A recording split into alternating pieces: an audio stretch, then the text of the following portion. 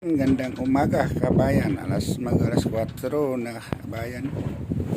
Bago ko nahuli ang tangigi, akala ko walang magkain, kinakain niya.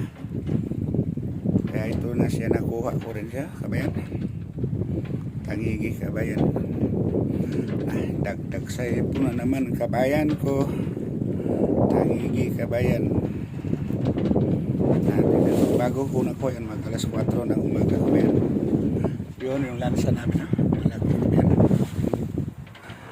Nag-ilan ng bukot kabayan. Anong oras na ngayon? Alas 4 na yata. Balik tayo dito kabayan, yung tangigi kabayan. Pwede na rin kabayan, dagdag sa ipon kabayan. Hanggang dito na lamang kabayan.